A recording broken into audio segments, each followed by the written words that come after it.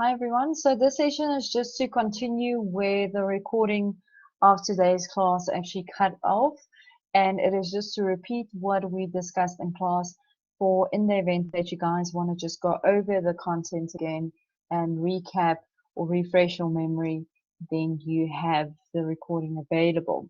So where the recording cut out is we were busy with question 2.5.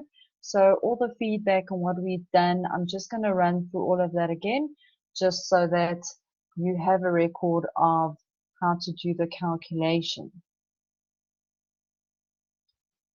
So I'm just going to share the Excel file, which we have used in class. Okay, so in question 2.4, it should pop up on your screen in just a second. On the left-hand side was all the accounts as well as the amounts specifically. And then you were required to calculate the total non-current assets, total current assets, total non-current liabilities, current liabilities, as well as owner's equity. Now, what we said, your first step is to identify, based on that list here on the left-hand side, what is non-current, what is current. Now, the basic rule of thumb is current is anything that will be received or paid within a 12-month period, where non-current will be received or paid in more than 12 months. So, like I said in class, it's very important to make note for long-term liabilities or long-term assets if the question does not indicate any additional information that might show you that an element or component of it is supposed to be classified as current instead of non-current when we do the calculation. What I've also mentioned is to make sure that you show your calculation so that if you make a mistake, we can still allocate most of the marks to you and you don't get penalized that badly for your mistake. Okay, so let's quickly run through what we've discussed in class. So we firstly started with non-current assets. The non-current assets that you guys identified were equipment. You identified land and buildings as non-current assets, and then you identified vehicles as a non-current asset. Those were the three non-current assets. Now you can show this in one of two ways. You can either show the accounts and then show the amounts and then add it all together to get to the total non-current assets. Or alternatively, you can add it all together and just show me the calculation like I've done here on the right. So you add 120,000 plus 180,000 plus 400,000 to get to the non-current balance. The next balance we had to calculate was current assets. Now you guys identified debtors controls, so that is your trade receivables. We identified petty cash. Now bank, because it's an unfavorable balance, it is not an asset, it is seen as an overdraft, and for that reason, it is not seen as an asset at all. So that's why it's excluded. And then cash float is included. Now, cash float is similar to cash you've taken out of the bank and you put it aside for a specific purpose. It is also similar to petty cash, where you take cash out of the bank and put it in a little box for your small expenses, day-to-day expenses that you have in a business. So that is just to explain what a cash float is. And then trading inventory you identified as your current assets. Now, if you add all of that together, you actually get to 44,000. But let me show you here at the bottom. If you wrote all the accounts, then that is how the 44,000 was calculated. Now, the next item we had to do was non-current liabilities. Now, non-current liabilities are those that are more than 12 months. Now, mortgage loans is generally a long-term debt, so that would be a long-term one. Then you've got a loan from Pullman's Bank is also long-term. But like I said previously, we need to consider, is there any information that's telling me that not all of it is long-term, but some of it is short-term? Now, this additional information, the 24,000 redeemable, actually shows that you are going to pay it within the next 12 months. So what now has to happen is we actually take this 124,000 minus the 24 to give the real value that we're going to use. So we're not going to use the full 124,000, we're only going to use the 100,000 in calculating the non-current liabilities. So let's quickly show you what the non-current liabilities would look like, and this is the calculation to get to 350.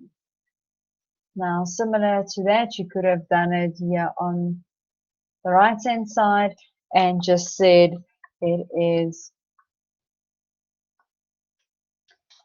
250,000 plus your 124,000 less your 24,000.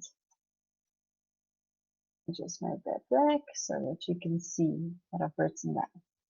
Okay, then your total current liabilities is now the remaining items. So it's an unfavorable bank balance, which we said is a liability. The reason unfavorable bank is a current liability is because it's like an overdraft and you will have to repay it within 12 months. And for that reason, it is not a long-term liability. We add our creditors as a control, and then because we've only allocated 100,000 to non-current liabilities, another 24,000 will be allocated to the current liabilities. So how do we calculate the current liabilities? We take our bank balance, which is unfavorable. We take our creditors control, which is also a short-term liability, and we take our loan from payments, but only the current portion, so the portion that will be paid in the next 12 months. We add all of that together to get to 56,000. Okay, and this is our total current liabilities. Okay, so that's how the 56,000 has been calculated that we have here. Now, owner's equity. How do we actually calculate owner's equity? Now, owner's equity is, let's make this black. Owner's equity is all of your assets, which is the 700,000 plus the 44,000, less all of your liabilities, which is the 350,000 plus the 56,000, and that gives you owner's equity. So it's all of your liabilities less all of your assets less all of your liabilities will give you owner's equity. And that is how you calculate your non-current asset, current assets, non-current liabilities, current liabilities, and owner's equity. Be sure that you understand how to do this. They love asking it in tests, in assignments, and these are easy marks. Okay, so that was question 2.4.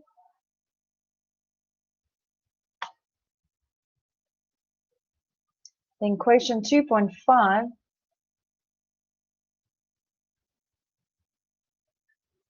In question 2.5, we had to calculate in which category these items fall under. Now, on the right-hand side, I've just typed in the information because a lot of people did not have the textbook. So the first set of information, they told you what the opening balances were in the 1st of August, which was 40,000 bank. We had 10,000 personal funds from the owner, and we had 30,000 loan. Now, bank, based on page 50, is an asset. So you type in 40,000.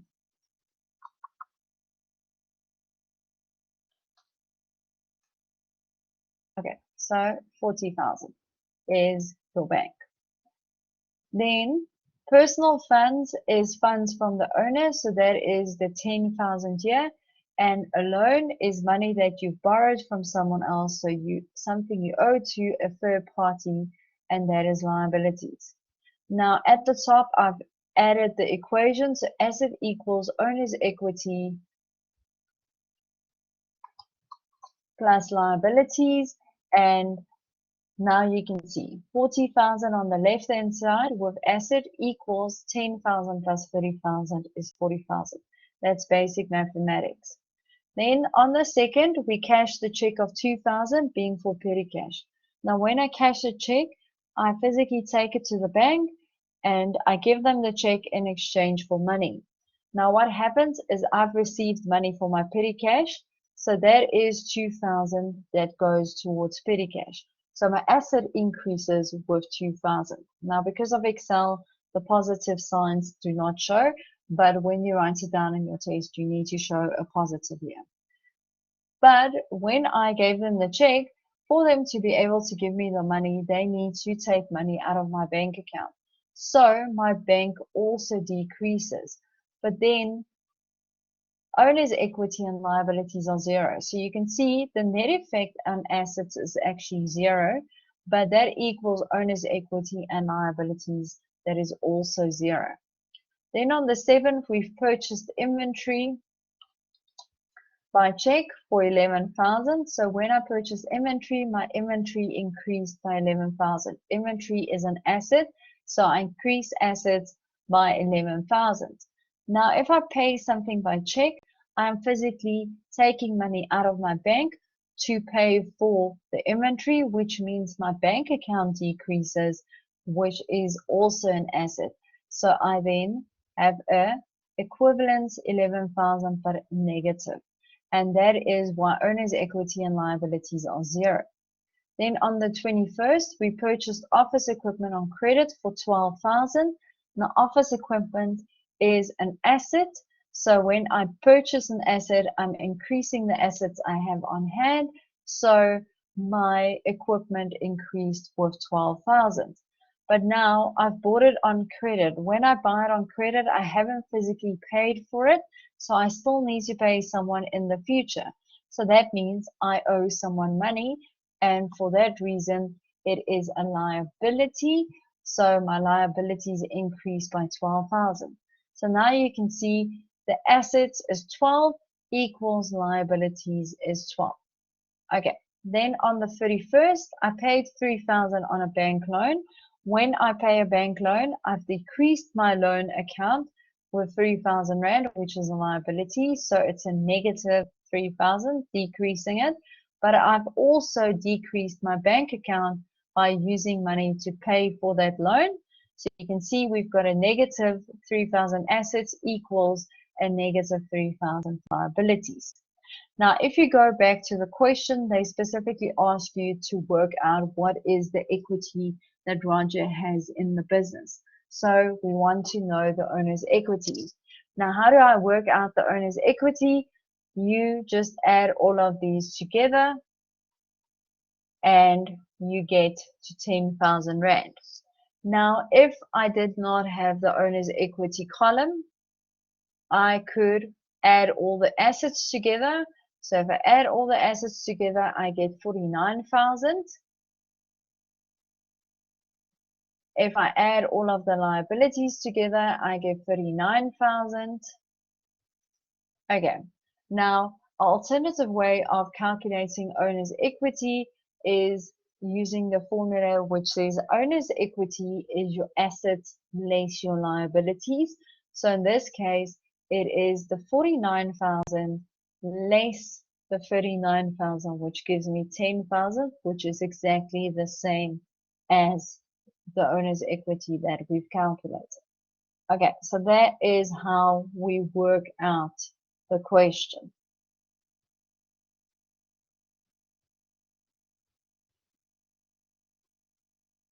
Okay, so if we continue with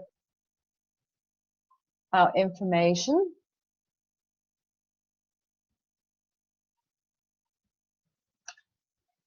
Just to recap, and I'm going to recap this multiple times because this accounting equation is really important and a lot of students struggle with it.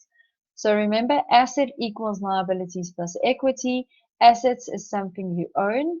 Liabilities is something you owe, or how an asset is funded. Equity is also how an asset is funded. We owe it generally to a shareholder or the owner of a business. Now, just to recap, remember double entry, whatever's on the left-hand side, which is your debit, equals your right-hand side, which is your credit. So in this case, on the left-hand side, when we look at the accounting equation, you would debit your assets will equal your liabilities and owner's equity on the credit side. So remember that. Double entry accounting as well as your accounting equation goes hand in hand. They aren't separate items. They are actually one concept. So please do not think that they are on their own. They're actually interlinked and use the same principle at the end of the day. Now your general ledger, that is where we also refer to a T account. Now if you look at this, at the top you've got the account name, you've got a line there and a line here which looks like a T, and that is why we refer to it as a T account. Now very important, whatever's on the debit side needs to equal what's on the credit side. You'll always have one debit entry, one credit entry, and they must be the same. Now here you also show what increases on the debit side, what decreases on the debit side, what increase and decrease on the credit side. And remember, it needs to balance, so what's on the left needs to balance to what's on the right. Now, to make it easier for a lot of students prefer us explaining it this way. So remember this acronym. This will assist you to remember which side you debit to increase the items and which side, if you credit it, it increases that specific element. So debit is dead. So dead click is your acronym, dead. The D from dead is debit. The E is expense. The A is assets. D is drawings. Click is credit. Liabilities, income, capital. Now what's very important, the date shows what increases on the debit side, and then on the credit side they would naturally decrease. Same with the click. Click shows what increases on the credit side, and if you debit it, it would decrease those accounts. Now your expense, drawings, income, and capital is included under your owner's equity and is the subcategories that you will find under that category.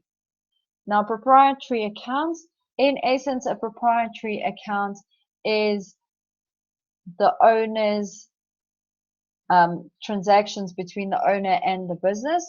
That is the capital as well as the drawing transactions that have taken place between the owner and the business, which is also their equity components. And that is what proprietary accounts show. Now, what we've discussed of what is the motive of business is naturally to make profit. And how do we measure if a business is successful? Now, generally, we look at a few components, of which profit is one of them. If a company is making profit, then they are generally successful because they are generating money and they will continue in the future. Now, do you think it's possible for business to be unsuccessful or not make money? Yes. If you are running at losses, you will eventually spend more money than you get in, and you will not be able to pay your debtors or your creditors, which will mean your company will liquidate in the long term and your company will go belly up. Now, how do we actually calculate the profit? Now, let's use an example. We purchased inventory and that inventory cost us 60,000. Now, the cost of inventory is cost of sales. Let's say we sell that inventory for 100,000. That is our revenue amount, so our sales amount. Now, how do we calculate the profit? We take the difference between the sales amount, our revenue of 100,000, We deduct what the inventory cost us, the cost of sales, to get to a profit amount of 40,000. Okay, so if there are any questions, please feel free to send me an email and I will address those subsequently. And this slide is just to show you what you guys have for homework for our next face-to-face session. Have a good day. Ciao.